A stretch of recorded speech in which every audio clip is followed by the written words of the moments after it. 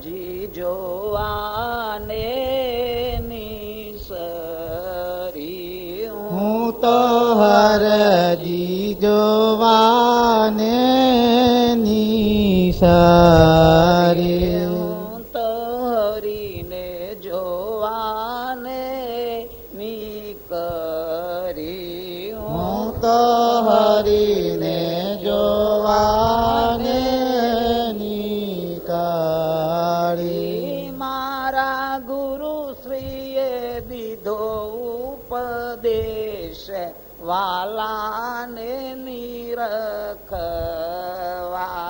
મારા ગુરુજીએ દીધો ઉપદેશ વાલાજીને મારા ગુરુ શ્રીએ દીધો ઉપદેશ વાલાને નિરખવા અમારા ગુરુજીએ દીધો ઉપદેશ વાલાજી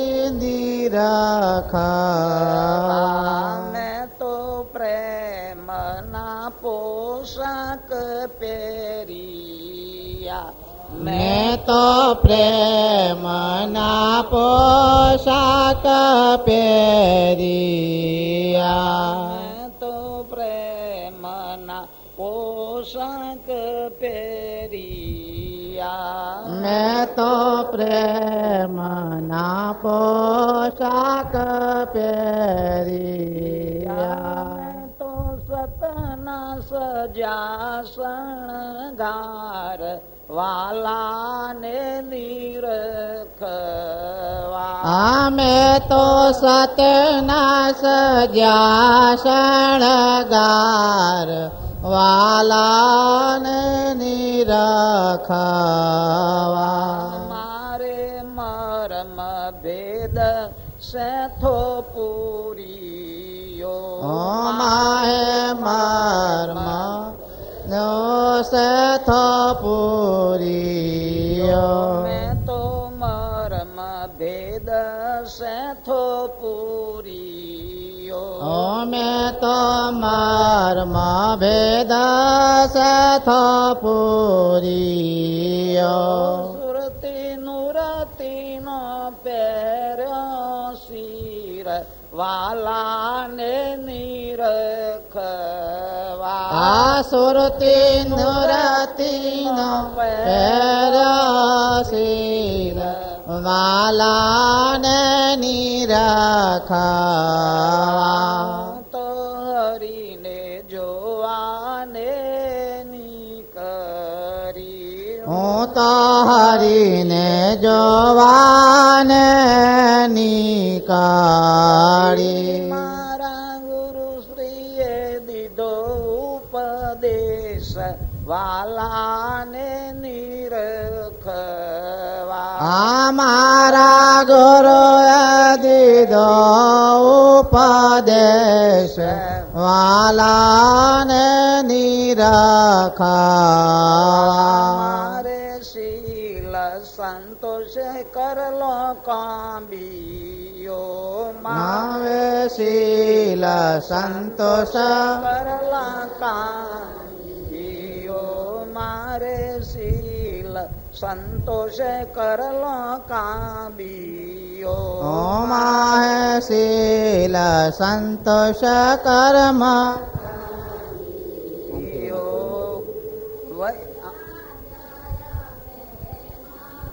રાગ વાલાને નિરખવા અરે જો જર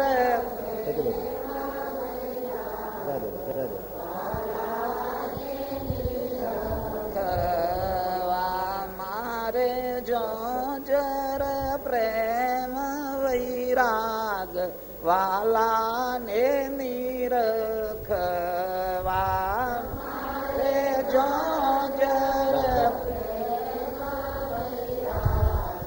વાલાને નિરખવા મેં તો સાવ સોનાનું લીધું બેર મેં તો સાવ સોનાનું લીધો બેડાલું મેં તો સાવ સોનાનું લીધું બેરલું મેં તો સાવ સોનાનું લીધું બેડાલું છોડી ચાલી છું ઘરનું કામ વાલાને નિરખવા આ છોડી ચાલી છું ઘરનું કામ વાલાને નિરખવા તો રજી જોવાને નીકળી હું તો હરજી જોવાને નિસરી મારા ગુરુ શ્રીએ દીધો ઉપદેશ વાલાને નિરખવા મારા ગુરુજીએ દીધો ઉપદેશ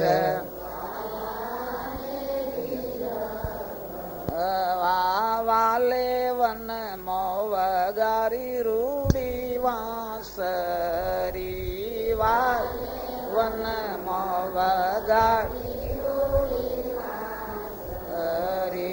વાલે વન મોવગાડી રૂડી વાસરી વાલે વન માવ ગાડી રૂડી વાસળી મારે આવી રહ્યો નવ જાય વાલાને નિરખવા મારે આવી ગયું નવ જાય વાલાને નિરખવા વાલો છે મારે સામા મળ્યા વાલો છે માળે સામા મળ્યા વાલો છે મારે સામા મળ્યા વાલો છે માળે સામા મળ્યા હું તો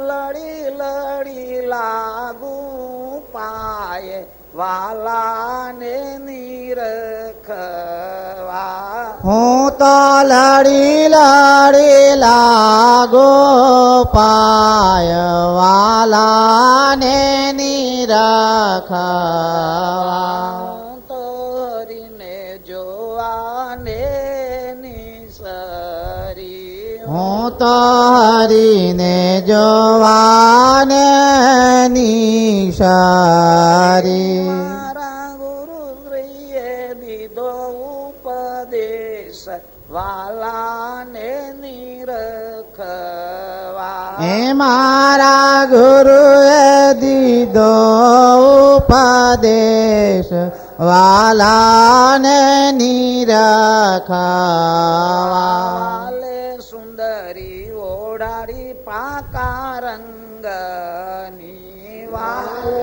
સુંદરી ઓઢાડી પાકા રંગની વાલે સુંદરી ઓઢાડી પાકા રંગની વાલે ચુંદડીઓ ઢાળી પાકા રંગની છેડે આત્મ રામનો અંક વાલાને નિરખવા છેડે આત્મ રામનો અંક વાલાને નિરખવા મારા મન નામ મનોરથ પૂરિયા મારા મન ના મનોરથ પૂરિયા મારા મન ના મનોરથ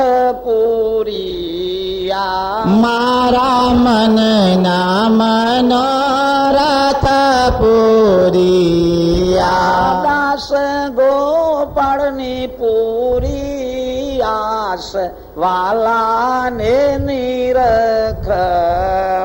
આ દાસ ગોપાળની પૂરી આસ વાલાને નિરખવા.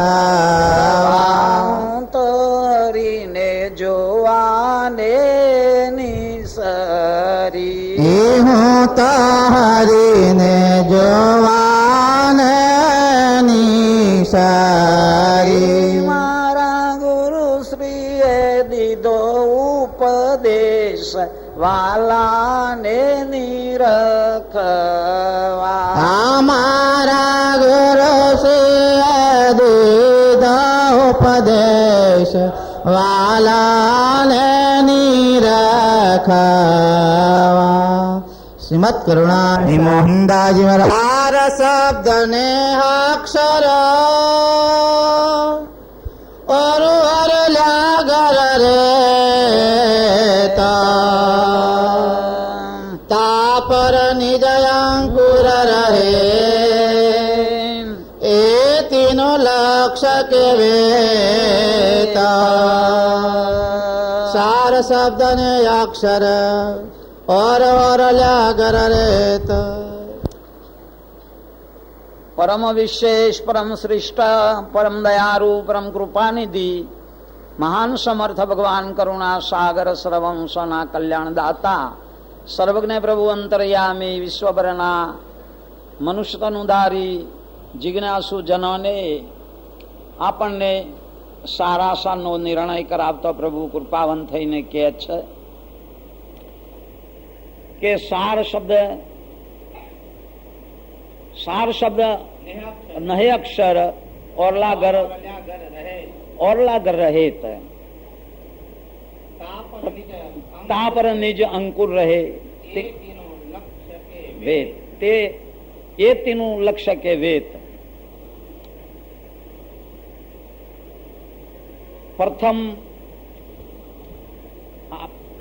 પ્રથમ પહેલો કંદ છે સસંવેદનો અને સસંવેદ નું વર્ણન કરતો પ્રભુએ 35મી ચોપાઈ પૂરી થતો કબીર સાહેબના સિદ્ધાંતનું વર્ણન કરી આપણને જણાવેલું છે. સાર શબ્દ રહિતગર અને દહે અક્ષર એ પિંડમાં જેમ સત્યમ સમજાયેલા છે. ત્યાર પછી અવરોજ ચોપાઈ બોલવામાં આવી એ સર્વપિંડોથી પાર અને બ્રહ્માંડના પણ જે કારણ રૂપે સાર શબ્દ નહીં અક્ષરને જે રહિત ઘર આવેલું છે એના સંબંધમાં ભગવાન કરુણા સાગર આપણને નિર્ણય કરાવતો પ્રભુ કહે છે. જો પિંડમાં પ્રથમ આપણે સમજવાની તો બધાને જરૂર જ છે અને સમજી પણ છલવી લેવાનું નથી. સમજી અને એ આશયને ઉર્મો ધારણ કરી જે ઘેરથી આવ્યા છે તે નિજ ઘરનો રસ્તો જેમ છે તમે યથાર્થ જાણી અને તે માર્ગે ગમન કરીને આપણા આદિવર્તનની આદિ ઘરની કૈવલધામની આપણે પ્રાપ્તિ કરવાની છે. એના માટે ભગવાન કરુણા સાગરે આપણને કૈવલપદની પ્રાપ્તિ કરવા સંબંધમાં કોઈ પ્રકારે આપણને અજાણ મૂક્યા નથી. બધી પ્રકારના ખુલાસા કરી બતાવ્યા છે. આ પિંડમાં જેને સાર શબ્દ કહીએ છીએ જે પૂરક પ્રણવ છે એ પૂરક પ્રણવને ઓહંગના નામથી પણ સંબોધાય છે. એનો ઓમકાર કહેવામાં આવે છે, એનો ઓમ પણ કહે છે. અને એ 52 અક્ષરોની આદ્ય છે. એ પોતે 53મો ગણાય છે. એ 53મો ગણાય છે. 52 અક્ષરની જે માત્રાઓ એ બધી ઓમકારમાં સમાઈને રહેલી છે. છતાં આપોઆપ ઓમકાર એ અક્ષરનો ઉત્પન્ન કરીને વાણી ઉચ્ચાર કરી શકતો નથી. જ્યારે જ્યારે અંશની ઈચ્છા થાય, જેવી જેવી ઈચ્છા થાય અને એની ઈચ્છા દ્રષ્ટિ એ પ્રણવ ઉપર પડે એટલે એક પછી એક મન સ્વરને અક્ષર મળી, મન સ્વર બંને મળીને અક્ષરને બહાર લાવે છે. એ અક્ષરોથી શબ્દોની રચના થાય છે. એ અક્ષરોથી નામો પાડી શકાય છે. આ બ્રહ્માંડ ભરમાં જેટલા જે પદાર્થો છે બ્રહ્માંડની યાદે, જેટલા સુધી સૃષ્ટિ વિસ્તાર પામી છે, એ બધાના ઉપર નામનું આલેખન કરવામાં આવેલું છે. એ બધો નામ અક્ષરોથી જ પાડવામાં આવેલો છે. અને અવિગત જેવા નામ છે કે જેની વિગતનું આપણે વર્ણન ના કરી શકીએ, અને નામ લેવા છતાં જોઈ ના શકીએ અને અનુભવમાં ના આવે એવી વસ્તુ રૂપે એમ માનીએ તો આપન પતિપદ અને પરમ ગુરુનું અનંત દયામય જે વ્યાપક સ્વરૂપ છે એ અવિગત હોવા છતાં નામ પાડીને આપણને ઓળખાવાના માટે પ્રભુએ ઘણી કૃપા કરેલી છે. સાથી કે નામ પાડવાનું ના આવે તો એનો બોધ કઈ રીતે કરવો, ઓળખાણ કઈ રીતે આપવી, એટલે કોઈનું પણ નામ પાડવામાં આવ્યું છે. નામ પાડવાની પણ એક રીત છે કે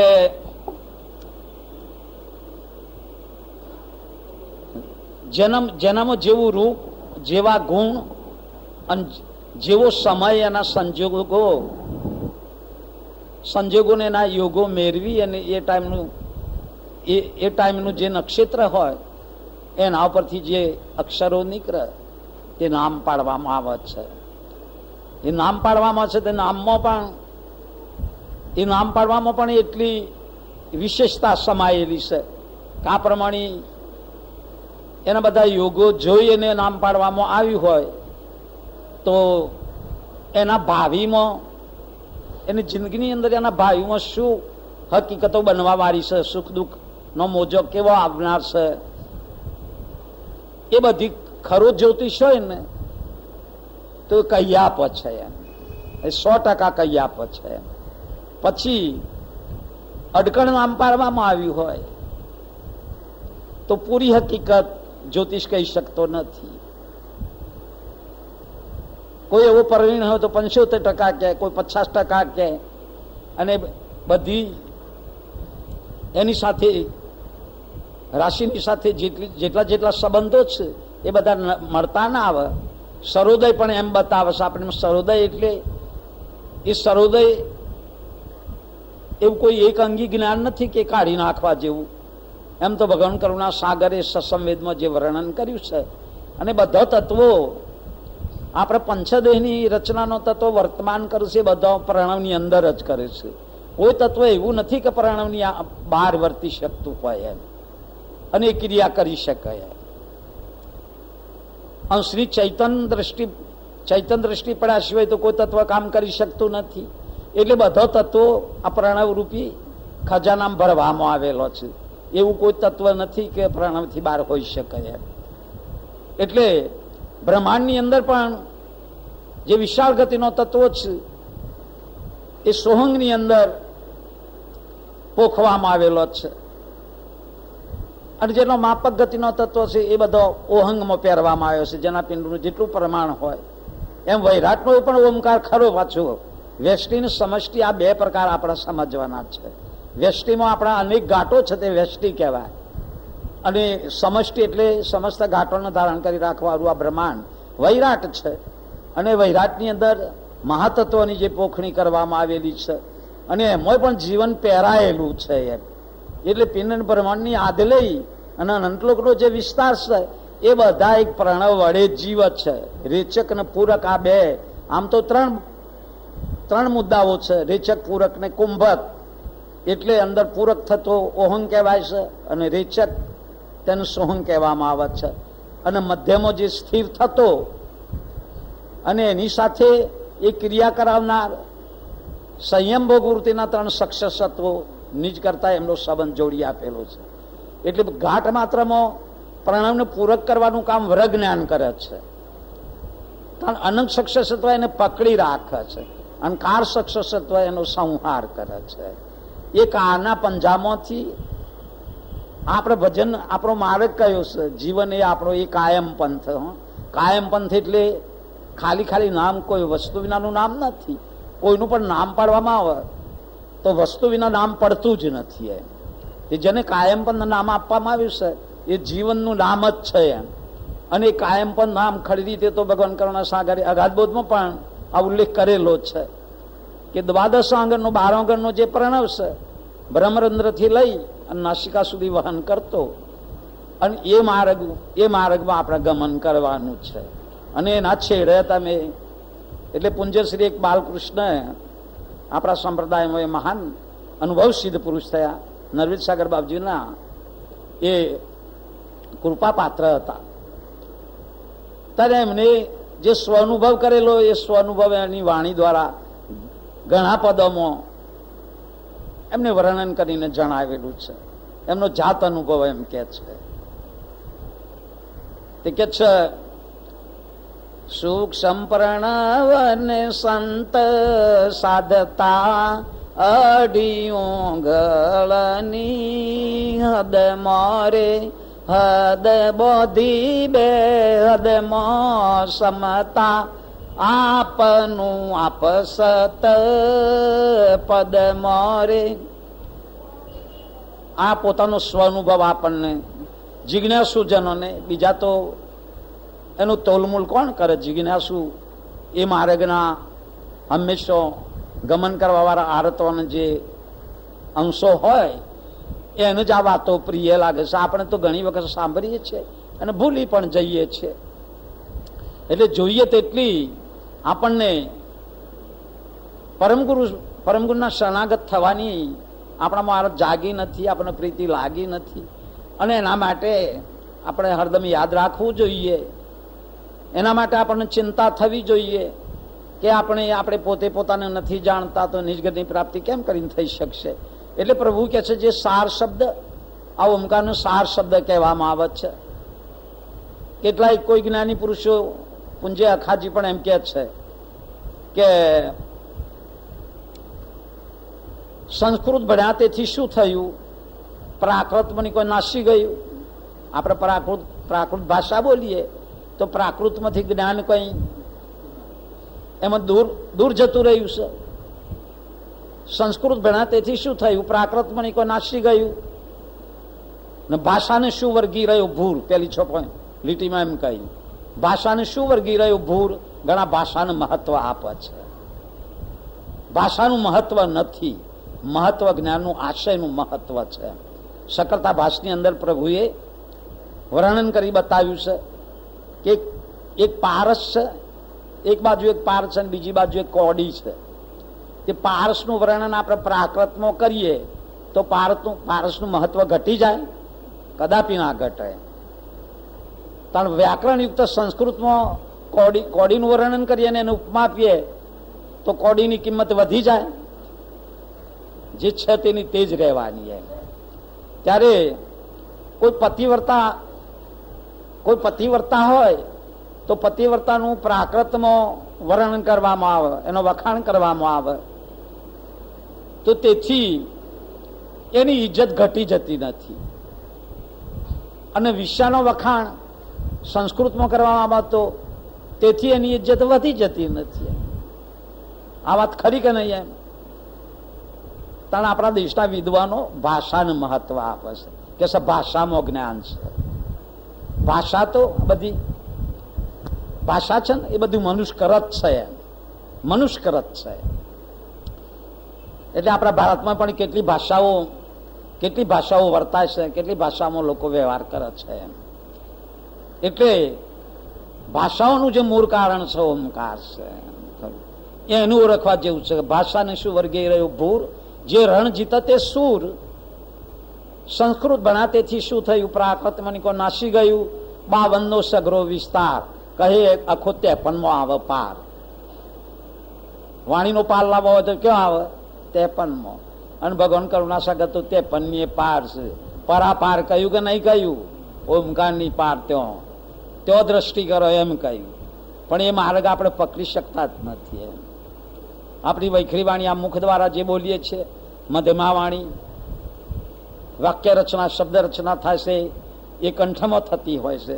બુદ્ધિ શબ્દનો ઘાટ ગળે છે અને પ્રસંતિ ઓમકાર બીજક રૂપે, અને એમાંથી પરામની જે અંશની ઈચ્છા એ પૂર્ણા થાય. એ પૂર્ણના એ બીજક છે, એને પરા કહેવામાં આવે છે. પણ પૂર્ણ થઈ નોમ પ્રસંતિ છે, એ નોમ પ્રસંતિ વાણી છે. એટલે 3 વાણી દ્વારા જ કોઈ પણ વિશ્વભરની કોઈ ભાષા બોલવામાં આવે તે ત્રણ વાણીની બહાર નથી એમ. એટલે કહેવાનો હેતુ કે આપણે વસ્તુને ઓળખવાની છે. એ શબ્દમાં આશય શું, શબ્દ શું આપણને, શબ્દ શું જણાવે છે, શું બતાવે છે, એ આપણે જાણવાનું છે, પ્રાપ્ત કરવાનું છે. શબ્દોમાં પણ આપણે એમ વાણી ઉચ્ચારના શબ્દોમાં વિચાર કરીને જોઈએ ને તો શબ્દમાં પણ 5 તત્વો સમાયેલો છે. શબ્દની સાથે પણ 3 ગુણ મળીને રહેલા છે. શબ્દનું રૂપ બંધાય છે એમ હવે પ્રકૃતિ મળેલી જ છે એમ. એટલે શબ્દ પણ ખરેખર આપણે જે બોલીએ છીએ ને એ શબ્દો માયા રહિત ના ગણાય. માયાના જ બધા શબ્દો છે. જે માયા રહિત તો શબ્દ કયા છે કે જ્યાં કોઈ પ્રકારનો અક્ષરનો તે ઉચ્ચાર અક્ષરાથી જે પદ છે અને ત્યાં આપણી વૃત્તિને લઈ જવાની, આપણી વૃત્તિ ઇન્દ્રિયોમાં અને વિષયોમાં રમણ કરે છે.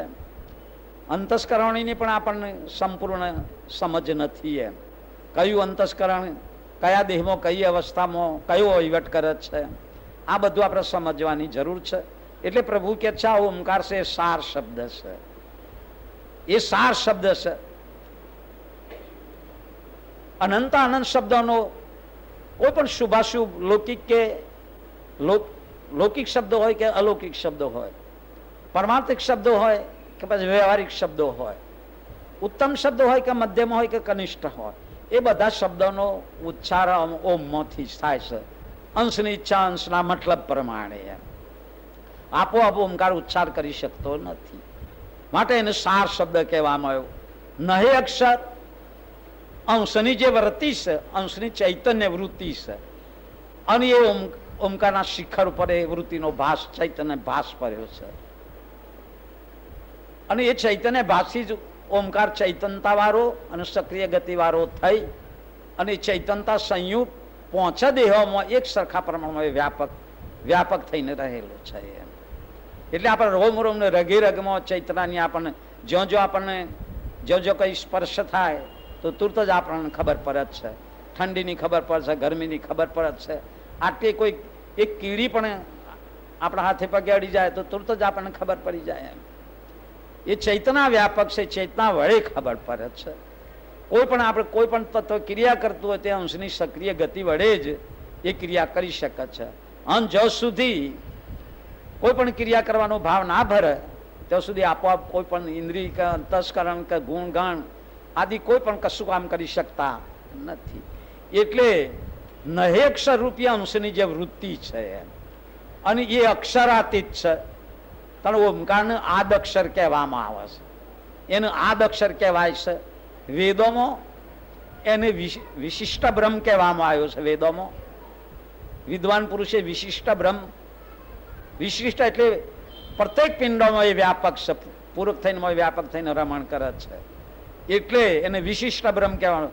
ગીતામાં પણ કૃષ્ણચંદ્ર ભગવાને એને અક્ષર બ્રહ્મ તરીકે સંબોધ્યો છે. અક્ષર બ્રહ્મ એ ઓમકારનું જ નામ આપ્યું છે, બીજો નહીં એમ. એટલે આ બધો આ પ્રિય નામ તે ઓમકારનો જ છે. એને વેદોમાં ઈશ્વર પણ કહેવામાં આવે છે. મહારાજ શ્રી છોટમ પણ એક પદમાં બોલ્યા છે, ઈશ્વર ઓમકારા ઓમકારા જેને કિયા જગત વિસ્તારા, ઈશ્વર ઓમકારા ઓમકારા. એને ઈશ્વર કહેવામાં આવે છે.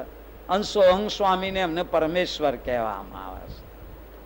એ પરમેશ્વર છે, એ પરમાત્મા છે, આત્મા છે. આત્મામાં જો કદાચ પરમ ગુરુનો ન્યાય આપણે વિચાર કરીને જો તો આત્મામાં પણ 2 પ્રકાર છે, પરમાત્માના સ્વરૂપમાં પણ 2 પ્રકાર છે. બધી બાબતોમાં 2 પ્રકાર છે.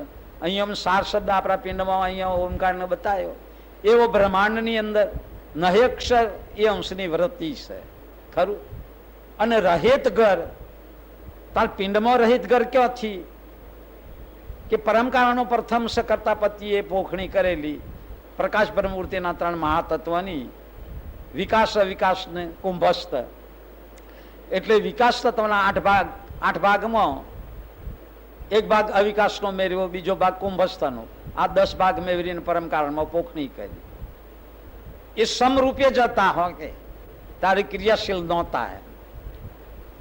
ત્યાર પછી અવિકાસમાંથી 8 ભાગ લીધા, એક ભાગ વિકાસનો અંદર મૂક્યો, બીજો કુંભસ્થ મૂક્યો. એ રીતે અવોહંગની થાપના પરમકાળમાં પોખણી કરી. પછી કુંભકના 8 ભાગ લીધા અને વિકાસના એક ભાગ મેળવીને એ રીતે કુંભક પ્રણવ બનાવ્યું. એ સમદમ રૂપે જ હતા, પણ જ્યારે અંશને વસાયો ને ત્યારે જે ગતિવાળા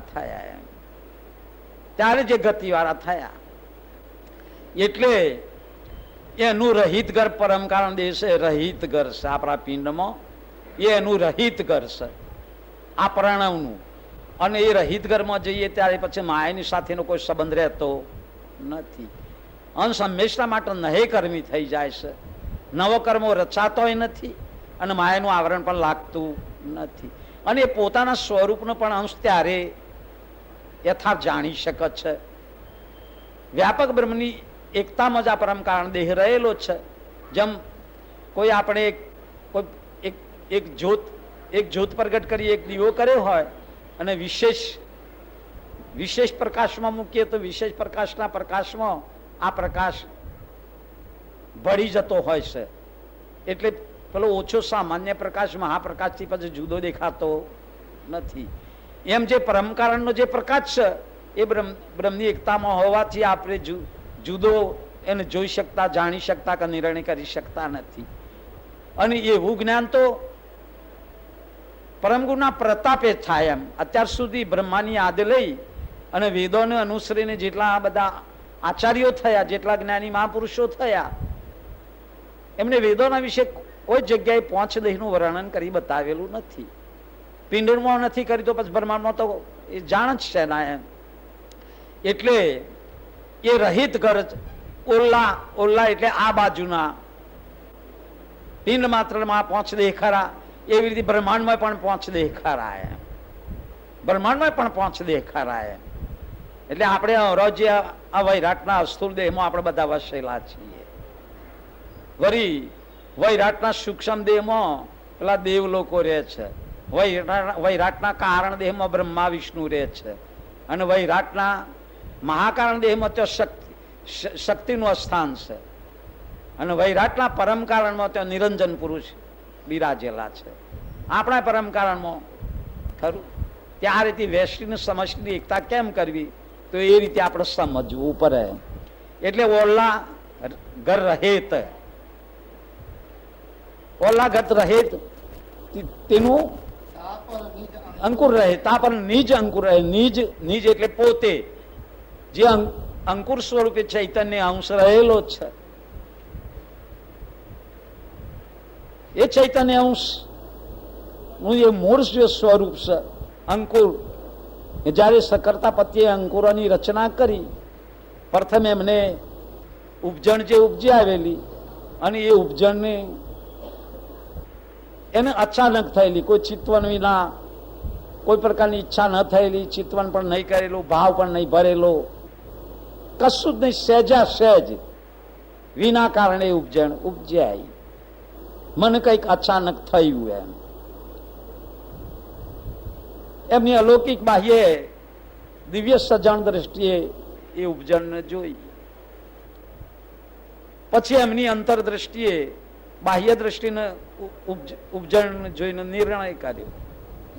અને એ બંને વૃત્તિ દ્વારા પછી હેતુ ધારણ કર્યો. આ ઉપજણ ઉપજી એમાં કંઈક છે, આમાં કંઈક મતલબ સમાયેલો, કંઈક આશય સમાયેલો છે. અને એ ઉપરથી જ કૈવલ નામ પાડવામાં આવ્યું છે. આમાં કંઈક છે, અવિના અક્ષર નહીં. પેલા કબીર સાહેબ ના સંત પણ કે માણકદાસ, અવિના અક્ષર નહીં. આપણે ઓમકારની વાત કરી ગયા. અવિના અક્ષર નહીં, કવિના નહીં કલ્યાણ. કવિના કોઈ જીવનું કલ્યાણ થતું નથી. કહે માણકદાસ ક થકી વિદ્યા સૃષ્ટિ મંડાણ, એ કમોથી જ પ્રારંભ થયો છે એમ કહ્યું. આમાં કંઈક છે અને એમાંથી જ આ સકર્તા પતિએ એમાં હેતુ ધારણ કર્યો. ને પછી એ જોઈને એમને ધારણા ઉપજી, એમનું શુદ્ધ અભિમાન ને પછી અકળ વિચાર, એમને અકળ વિચાર આવ્યો. અને અકળ વિચાર કરીને પછી એમને ઈચ્છા થઈ પછી ભાવ ભર્યો. ખરું આ બધું મેળવીને પછી સંકલ્પ કહેવાયો.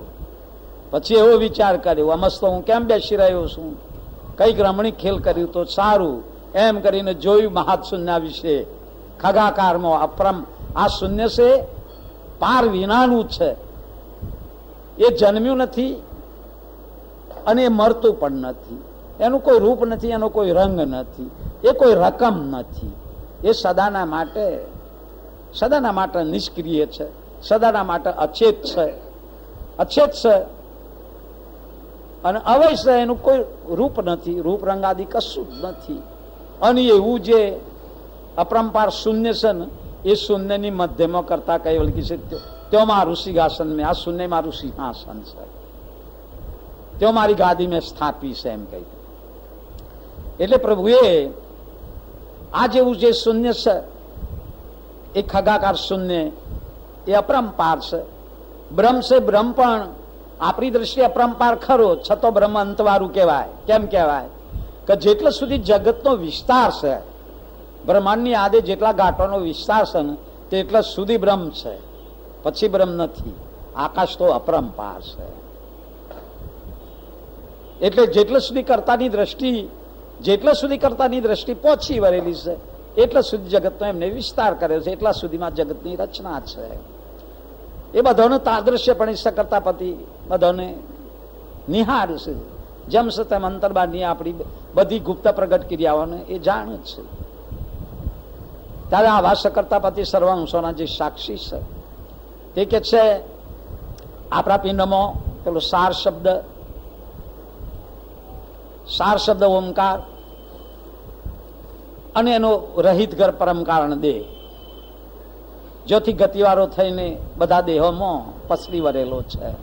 અને નહીં અક્ષર એ અંશની વરતી એમ સત્સંગવેદની અંદર પહેલા જ કંદમાં 35મી ચોપાઈ પૂરી થતો જે સાર શબ્દ રહિતગરનું જે નિરૂપણ કરી બતાવ્યું છે એમાં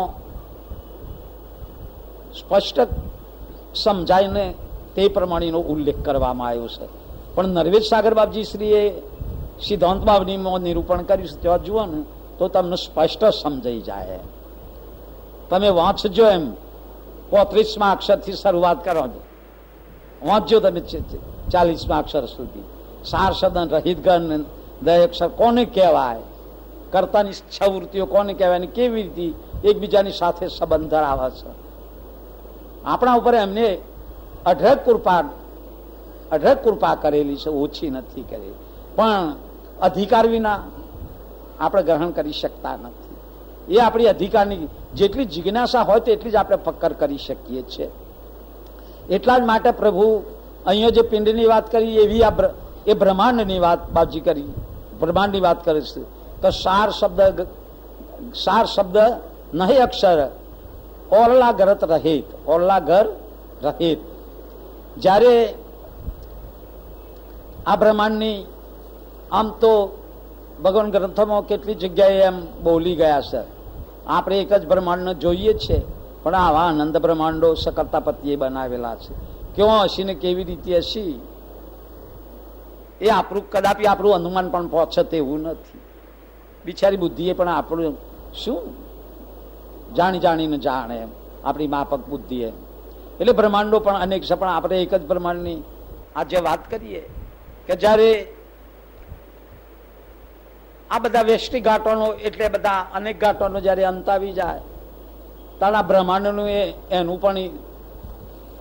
એનો પણ અધિકાર નક્કી થયેલો. જે દિવસ આ બ્રહ્માંડનો અંત આવશે, જેમ પૃથ્વીનો અંત આવે ત્યારે પૃથ્વી પાણીમાં સમાઈ જાય છે, ત્યારે એક પણ સ્થૂળ દેહ રહેવા પામતો નથી. જયારે જળ તત્વનો અંત આવે છે, ત્યારે બધા સૂક્ષ્મ દેહો પણ લય પામી જાય છે. એક પણ સૂક્ષ્મ દેહ રહેતો નથી. એ જળ તત્વ અગ્નિ તત્વમાં જઈને સમાઈ જાય છે. અને જયારે અગ્નિ તત્વનો અંત આવે છે ત્યારે કારણ દેહોનો નાશ થાય છે. ત્યારે કારણ દેહમાં રહેલા કોઈ પણ દેવો સાબિત રહી શકતા નથી, એ પણ બધા નાશ પામ જ છે. આવી રીતે અગ્નિ તત્વનો અંત આવી જાય ત્યારે મહાકારણ કે વાયુ તત્વનો અંત આવે ત્યારે મહાકારણ દેહનો લય થઈ જાય છે. અને જયારે ઘત આકાશનો અંત આવે, એમ ઘત આકાશો કે એ ઘટાકાશ કોને કહેવાય છે? જેટલા સુધી આ બ્રહ્માંડ વિસ્તાર પામેલું છે, જેમ નામ છે ને ગ્રંથો બાબજીએ ગતા આકાશ, મઠા આકાશ, પટા આકાશ, આ જુદો જો નામ આપ્યો છે ને, તો ઘટાકાશ ગળો હોય ને, ગળો, ગળાની અંદર જેટલો વિકાસનો ભાગ હોય ને, તો ગળામાં કશું આપણે ભરીએ, કોઈ પાણી ભરીએ, કોઈ દૂધ ભરીએ, માનો કોઈ બીજી વસ્તુ રકમ, કોઈ અનાજ વગેરે ભરીએ, તો ગળાના માપ પ્રમાણની અંદર સમાય. મોટો ગળો હોય તો 20 કિલો જેટલું સમાય, કેટલું સમાય ખરું? કારણ મઠ એટલે મકાન, માનો ને, તો મકાનમાં 1000 મણ ભરવું તો ભરાય કે ના ભરાય? ભરાય ને. એમ આ બ્રહ્મા વિષ્ણુ મહેશ્વરના એ ગાંઠો છે ને, એ મઠ જેવા છે. આપણે ઘટની જગ્યાએ છીએ, તને એ મકાનની જગ્યાએ છે. તણ ઘટાકાશ છે એ આ બ્રહ્માંડ જેટલા સુધી વિસ્તાર પામીને એની અંદરનું જે અવકાશ છે એને ઘટાકાશ કહેવામાં આવે છે. એ બધામાં એ શબ્દ, જે શબ્દ અવિગત આકાશમાં શબ્દ ઉત્પન્ન થઈ ને, એ બધામાં રમી રહેલો છે. પણ એના સ્વરૂપને આપણે સમજવું, એના માટે આપણી પાસે કંઈક પણ એવો અકળ ગતિનો વિચાર કરતો આપણને આવરે, એની પાછળ પડીએ ને, અવિગત તત્વને, અવિગત મુદ્દાને ઓળખવાના માટે આપણી વૃત્તિને તેવી બનાવી દેવી પડે. એટલે પ્રભુ કહે છે કે આવી રીતે જે બ્રહ્માંડમાં રહેલો જે પ્રણવ, જેને આપણે સોહંગ બ્રહ્મ કહીએ છીએ, એનું નામ જ પરબ્રહ્મ છે, એનું નામ જ ચૈતન્ય બ્રહ્મ છે, એનું નામ સમલિત બ્રહ્મ છે. સમલિત કેમ? બધામાં સરખા ભાગે મળી રહેલું છે, કોઈમાં વધારે કોઈમાં ઓછું નહીં, માટે સમલિત કહેવામાં આવ્યું. ચૈતન એમ, એની ચૈતનતા, ચૈતન સરખું સર્વમાં. એ કયું ચૈતન? સામાન્ય શોખણી કરીને બનાવેલા છે. એટલે આપણે બહુ જલ્દી જાગૃતિ આવતો જ હોય તો ભગવાનને જાણવામાં પણ ભાગ નહીં